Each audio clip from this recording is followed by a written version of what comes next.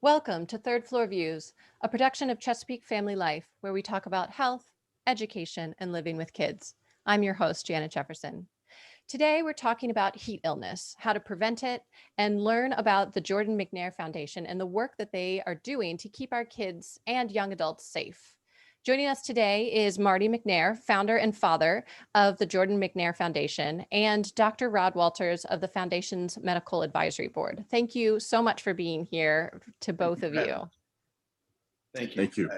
Yep. To our viewers, please feel free to submit any questions that you might have in the comment section, and we will try to get to as many of those as we can. Let's get started. First off, Marty, I'd love if you could just tell our audience a little bit about the mission of the Jordan McNair Foundation, and what is it all about? Okay, so Janet, basically the mission of the foundation is to promote awareness education around the prevention of heat-related injuries and really to diminish the deaths of heat-related injuries, heat-related tragedies.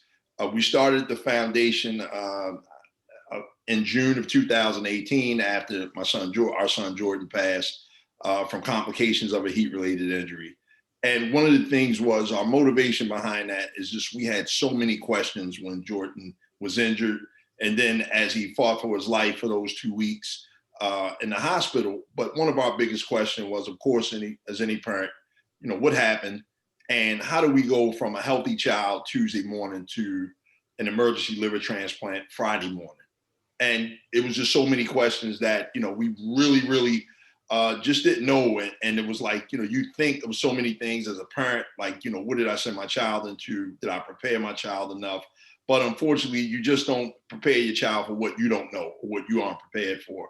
And Jordan fought hard for those 2 weeks. And after he passed, I felt as though, we had to create some type of advocacy efforts to make a difference. And most importantly, we never wanted to have another family feel an anguish and pain that we felt from this 100% preventable injury. And we've been running hard ever since then, just really trying to make a difference and keeping this legacy alive by keeping others safe at that point. Mm-hmm. So Jordan's legacy is this foundation, and you've spent. So when did this happen, and when did you start the foundation? Jordan passed June the 13th of 2018, and I had already I believe I submitted my paperwork to the IRS, a nonprofit status, maybe within a week afterwards. Oh my goodness. Yeah. So fast. Yeah. Our grief literally it had to go somewhere because, we didn't want it to kind of consume us negatively and go into that rabbit hole of despair. So it was like, let's turn it around and let's try to, turn this pain into passion and take it from there. Right. Yeah. And you have been so busy these past 2 years, which we're definitely going to get to in a little bit. But first, I do want to really talk about what is heat illness. And so, Dr. Walters, I'm going to ask you, could you just talk a little bit about heat illness and what is it and who should be worried about it? I think the first thing I would say, exertional heat stroke itself is anyone should be worried about it. I mean, we've seen cases now, not just football, but basketball, baseball, softball, soccer, track and field. So, I always say exertional heat stroke does not discriminate against anyone. My focus has been exertional heat stroke in sport-related conditions, but obviously it happens in the military. It can happen in other areas. Jordan's incident occurred after a break from school during a team conditioning test following that break. And, just that several weeks off there, and then he comes back and he has an exhaustive test. So we know the prevalence of exertional heat stroke occurs in individuals that are not in appropriate levels of conditioning, or they're not acclimatized to their environment. So the classic 2 criteria that shows you that you got a heat stroke, or they may have a mental status change, or what we call central nervous system dysfunction, and an elevated core temperature that's above 104 degrees. So it's so important to recognize those signs, because, if we act on it, if we treat that person within 30 minutes of the onset of those symptoms, we can revert those findings. But if it goes on, you have morbidity, mortality, and that's sad. Right, right. Just a reminder, can you say that again? What are those warning signs that we're really looking for? The two classic signs that I teach are just, a mental status change in mental status. They act different. They yell at you, they scream, but they have some type of, it can be a central nervous system response. And the other that's a little bit harder to just for the lay person to see is just going to be that elevated core temperature. Mm-hmm. So we have to use a rectal probe and test that person and find out that their core temperature is above 104 degrees. Mm-hmm. And if it is, that person needs to be cooled immediately. And then we have to have a plan. I mean, all this stuff takes planning. And we'll talk hopefully a little bit about what parents can ask and what coaches can ask. I'm a certified athletic trainer. I'm licensed in my individual state. So there are certain criteria that I have to follow. And part of our training is as we're healthcare providers. So I hope that the high school that your child goes to, I hope that the college where your child goes to, they have an athletic trainer to take care of those injuries. Mm-hmm. But in youth sports and recreation sports, not what Jordan was in, but in other types of activities, these things can still happen. So we need to make sure that we're looking for these warning signs. And if we see that, we get them to a place that can treat them quickly. Mm-hmm, mm-hmm. Now, do you see this just as frequently in young kids as you do in adults? Because I mean, Jordan was pretty young. He was what, 18, 19?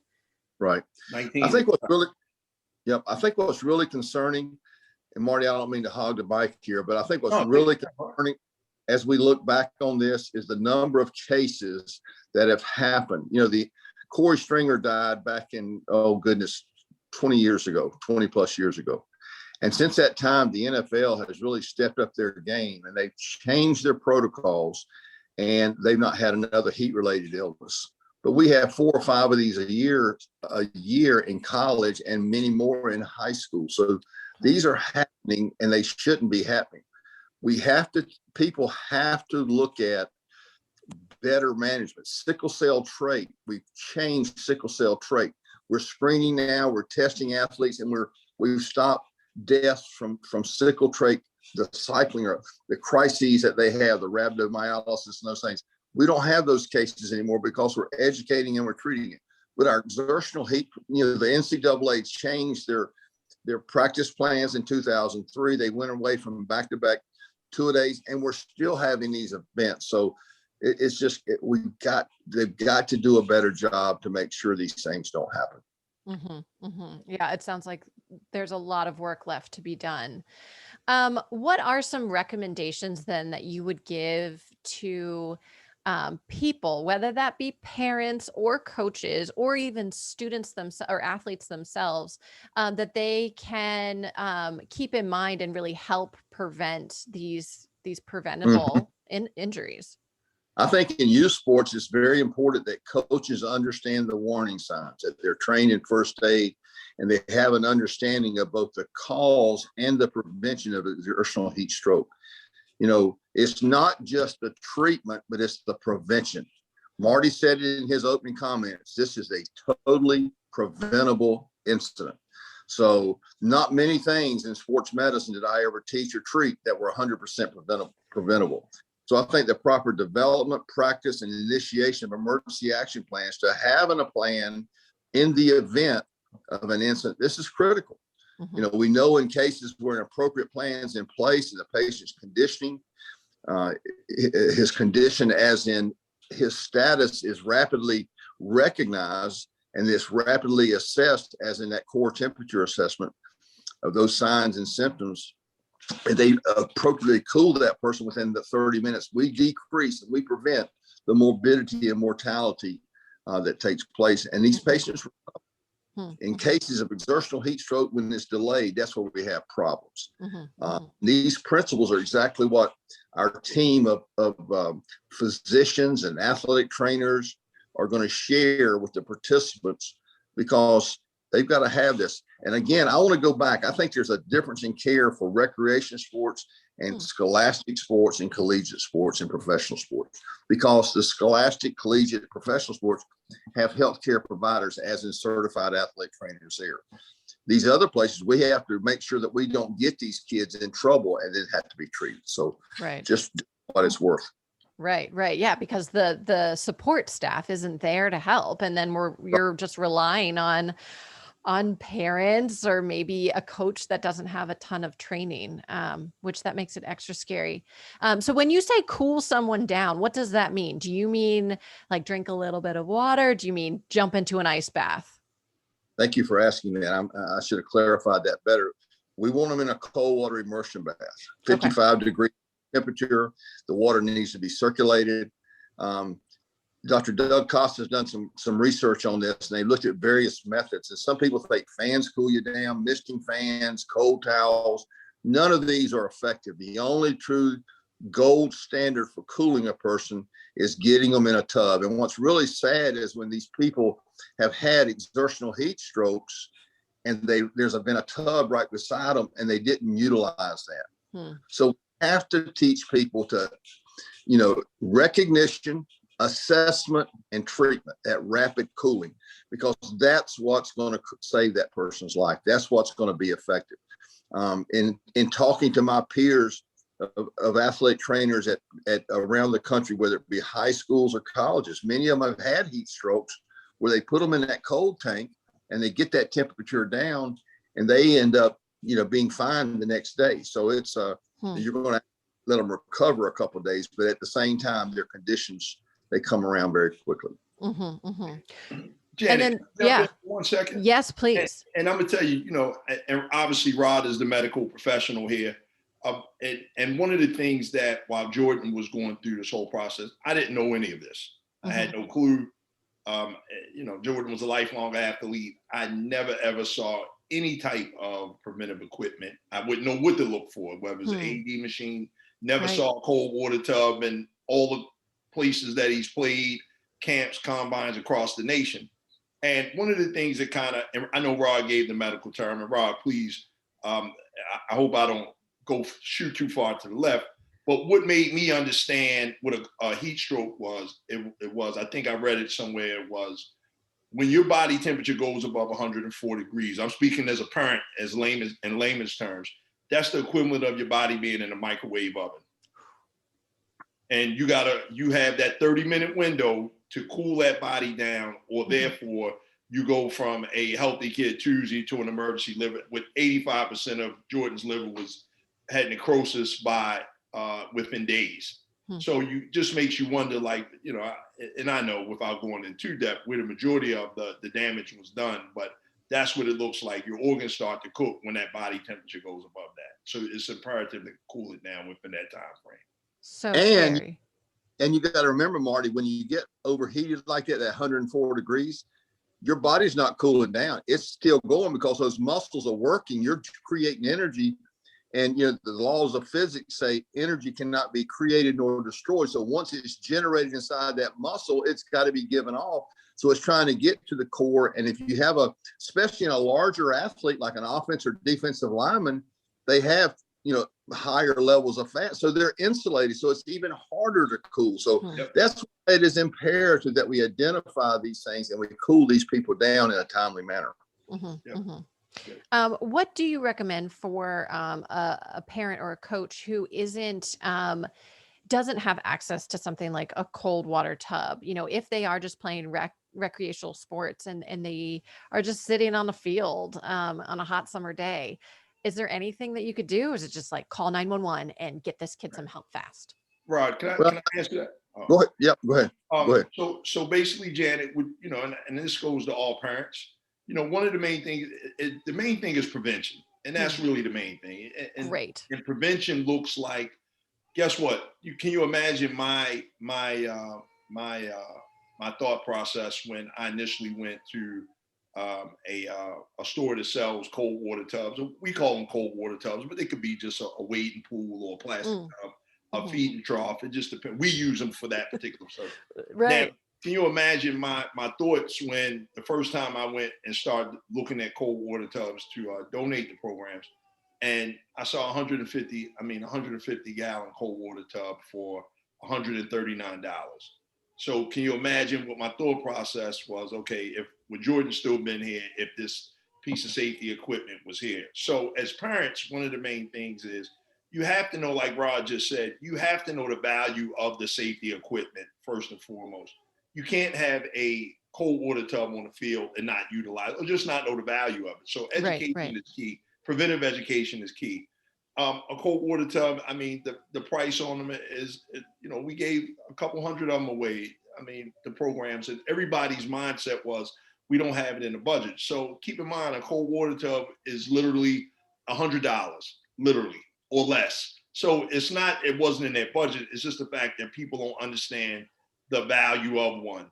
And what you want to kind of do is, especially the parents and kids out there, and I'm sure we'll get into this, but one of the things we like little catchphrases, like when you stop and get your child, your young student athlete, that Gatorade or that water, grab a bag of ice and take that to practice. And guess what? You can never have too much ice. It's true. And guess what? The $2 or $3 and if every parent brings a bag of ice, and therefore, guess what? If we can invest in a cold water tub, I mean, literally is very, very reasonable price point wise. And if you bring a bag of ice and you just bring the necessary things, that's how you become preventive. If you can't afford the equipment, if you can't afford a wet bulb globe thermometer, but certain things you just need to have in place, a tarp or a cold water tub, a painter's tarp, and you can do a taco method. And these are just things that you have to be educated on. And one of the things I just think as a parent, if your child tells you that they don't feel well, believe them. And we're so quick as parents to just say, "Oh, go back out there. You need to toughen up and all that." Don't take this for granted. I'd rather a parent run on the field 100 times just in regards to the safety of your child, as opposed to making sure that, in the event that something happens. Because when you're dealing with young people, it's not a matter of what's going to happen. It's just a matter of when it's going to happen. Yeah. You have to be prepared. Absolutely. So much of what I'm hearing from both of you is also education, that we need to know more. We being the student athletes need to know more. The parents need to know more. The coaches need to know more. This is something that we all need to get better at. So with that, you are hosting a clinic on June 5th, the Health and Wellness Sports Clinic. Marty, let's start with you. Can you just talk a little bit about the events that are going to go on at that Health and Wellness Clinic, and how you can sign up and who it's for and all the details? Yeah, sure. So, and let me give you a backstory. The reason that we even started the Health and Wellness Clinic was the day Jordan passed was June the 13th, and that was our inaugural event. And it was just a very somber day for us. How could it be? It was the first year losing your child, which I wouldn't wish on anybody. But the main goal we wanted to do was just do something that day to kind of take our minds off of that. However, as I mentioned earlier, I had taken Jordan to combines and clinics and camps literally across the nation because he was a highly recruited player. And one of the main things that was always consistent with every single camp or every event that we went to where he was competing, there was nothing ever for a parent to do. There was no education. You literally sat in the stands and watched your child play. I never thought to ask. I never looked for any preventive safety equipment. I never saw any now that I know what it looks like. Never saw any. And one of the things that we wanted to do that day was we wanted to be very unique in our efforts regarding the education of parents and coaches. Now, the interesting thing with us is we wanted to be very, very specific in what we do. We give a pre-test, we give a post-test on, hey, what did you learn? What do you know? And then after the training, just what did you learn? As we kind of went along, we created a medical advisory board with, smart people like Rod and 5 or 6 other doctors on the team, because again, we needed credibility here. We needed to bring the real professionals in to get our point across. Absolutely. And the interesting thing was we were in a medical advisory board not too long ago, and we knew we were going to do parents and coaches training, but we had them together. So one of the doctors on our team had made a comment, and it was like, you know what? Parent training is totally different than coaches training. Because parents should be asking coaches certain questions, and coaches should be preventively proactive to say, guess what? I'm going to answer every question you may have, as Rod mentioned about emergency action plan before you ask me. That's how, as a parent, you make a decision on what organization or what college or what team your child plays for. It's more questions than just us asking our normal questions. Can my child play, and why isn't my child playing? That's the only 2 questions that we ask as parents of student athletes, because I've done it myself. Now, if I had asked the right questions or got the answers that didn't really sit well with me, we could have made another decision. But we want to empower parents to say, guess what? These are the questions you should be asking of anybody you entrust your child to. So that particular day, the kids are the easy part. We keep them safe. We got safety stations, but our main focus is parents and coaches, and the education that a parent or a coach will walk away from that day will literally make all of the difference in regards and keeping their child safe. And that way, it's just not up to coaches. We need to get beyond coaches coach and parents parent. And I had a parent that called me the other day that when they got to high school, I already know how it is. Coaches don't talk to you. There's no communication. And, it's like, they kind of walk away from you after the games. But in reality, we can't have that. And especially, Rod just said it, we have some type of governance at the collegiate level, the high school level, but at the AAU level, there's no governance. I mean, there's really literally nothing. It's like the Wild Wild West. So you literally have to, for the parents of younger student athletes, you have to be educated to know what's going on. And the more we educate our young people, the more successful we are. So we'll have that particular day, we'll have a parents and coaches training. Parents will be in a separate training, coaches that'll be taught by our medical advisory board, members of our medical advisory board. We'll have UMD football players and coaches come down, and they can just basically take the kids through the stations and things like that for them to have fun. But our main goal really is to educate these parents and coaches. And I can't emphasize that enough because that's where it starts. If I had been more educated, I could have educated Jordan more to protect himself and to know the signs and symptoms of, or just overall, if he didn't feel comfortable doing something that a coach asked him to do, don't do it. Right. And I just think that starts at home more than anything else, as opposed to letting somebody else teach that. Right, definitely. So this clinic is for everybody. It's for parents, it's for coaches, and it's for the student athlete as well. Yeah. Now, Janet, what we did this year, we were still, since just due to COVID, and we kind of got off to a late start, we were still more football centric this year, right? And what we decided to do moving 2022, obviously we'll be sports centric, and that way the audiences get bigger. Because as Rod mentioned earlier, every sport, nobody's safe from this. This can happen to anybody, and every student athlete that's playing an outside sport obviously should be trained, and their parents should be as well. Definitely. Is it too late to sign up? Can people still sign up if they want to come? Please do. We even though we have COVID restrictions, our maximum number is 300 people. The number is rising. I don't think we're at 300 yet, but go to Jordan McNair Foundation.org and register. I believe that the registration fee for student athletes is $20. Parents and coaches can come free for that particular training. We got lunch, we got t-shirts. I mean, we got gift bags for the kids and everything. So it should really be a good day. And most importantly, we will show an example of just doing it the right way on what a parent should be looking at every time they go out on the field. And you will get a prime example of that because it's done the right way. You'll get a prime example of what to look for regarding a certified athletic trainer. And we'll just kind of give the nuggets that, all of these things, even if the resources aren't there, the resources will still be available to get these things. So. It sounds like a fantastic event. And then to all of our viewers and listeners, I'm going to throw that registration link up in the chat, so then you can jump there. And then we'll also post it with the video on Chesapeake Family Life's webpage. While I still have you, I have two more questions for you. One, I want to just talk a little bit about the Jordan McNair Safe and Fair Play Act.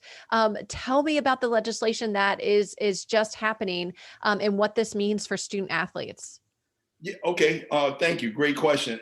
And this is an answer that really needs to be heard.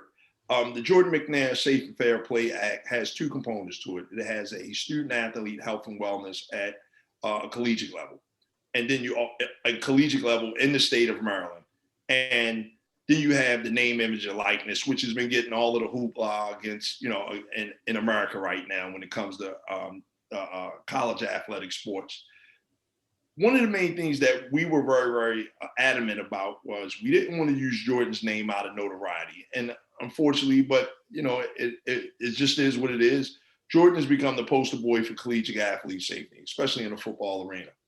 One of the things is that the state of Maryland is the only state out of 16 states that have passed this name, image, and likeness law that focuses on safety and the protection and the health and wellness of student athletes. Only the state of Maryland out of 16 states. And that's extremely surprising that nobody would put the value of a student athlete's life or their safety in regards to that first. Now, the name, image, and likeness component of the bill basically says that in every state has a different law. So in the state of Maryland, basically, just to kind of, I'm a layman's terms guy. What that means is that if you have a student athlete and they're on a scholarship playing any type of sport and they were an artist or they played in a band or they wrote a book, they can get compensation based off of their outside efforts outside of sports, and without being in fear of losing their scholarship or something like that, because the NCAA's rules are, somewhat strict in regards to that. However, I applaud all of the states that have taken that amongst themselves, because one thing about the NCAA, they can't trump state law.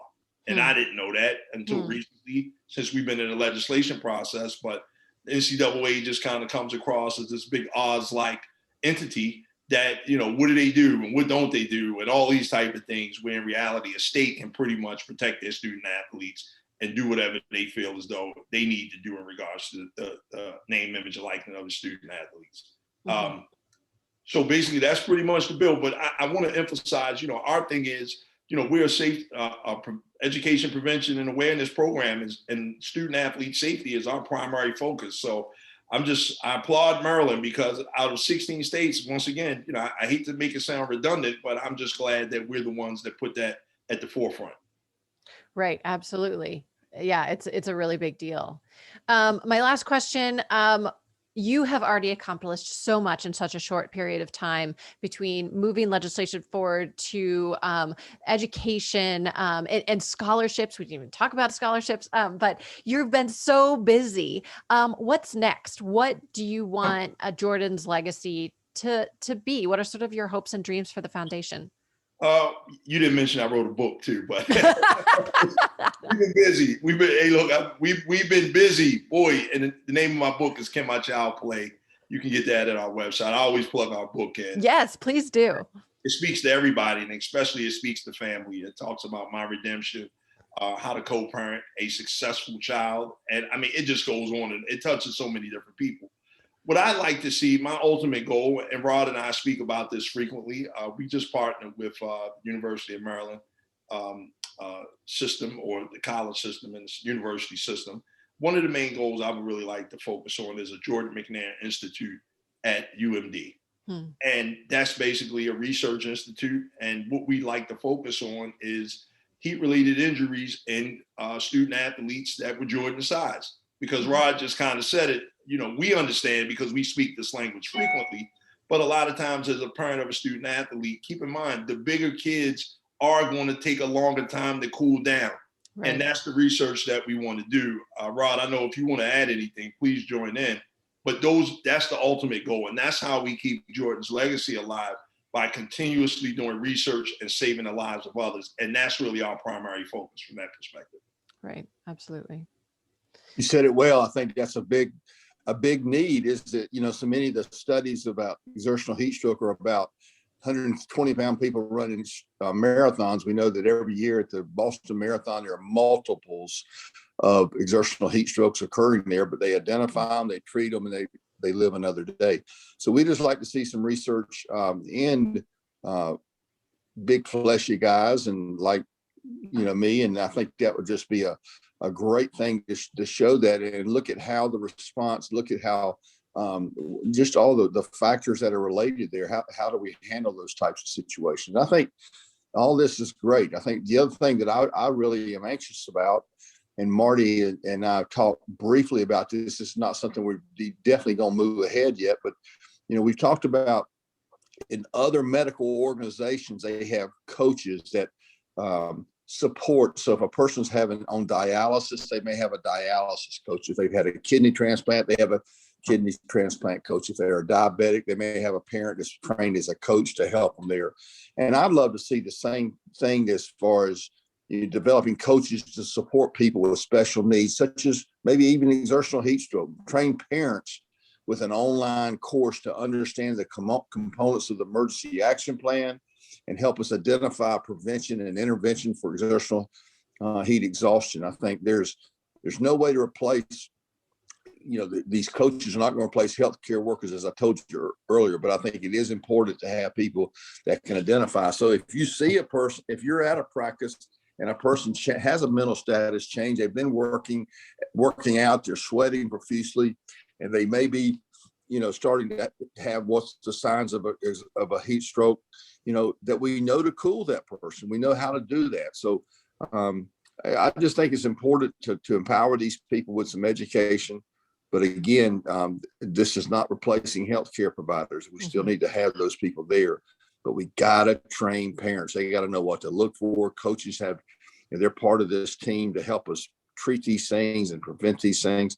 And we got to do that. I mean, I think, I have a little saying that says failing to plan is planning to fail. And, there's just no substitute. There's no substitute for planning and education and training and repeating that. It's one thing, like when I was charged at the University of Maryland to do the review when Jordan died, and the two questions they asked me: number one, do we have appropriate protocols? And number two, were the protocols followed? So I think that's the questions we have to ask and we have to look at as we go through all this stuff. Yeah, I think the education and the research pieces are critical for future success and saving lives. And it sounds like both of you are working really hard to make that happen. So thank you so much to Marty McNair, founder and father of Jordan McNair and the Jordan McNair Foundation. And also thank you to Dr. Rod Walters for joining us today. He's on the Foundation's Medical Advisory Board. Both of you have been very busy, so thank you for taking time out of your day. Thank you also to all of our viewers and listeners. Make sure that you visit ChesapeakeFamily.com for up-to-date local information on home health and living for today's Maryland parent. This episode will be archived on ChesapeakeFamily.com in both video and podcast format. And then next Friday at 2 p.m., we will join Amy Clemens. She's a professional gardener, and we'll meet her at her historic Annapolis home to learn more about native plants and native gardening. I'm Janet Jefferson with Chesapeake Family Life and Third Floor Views. Thank you so much.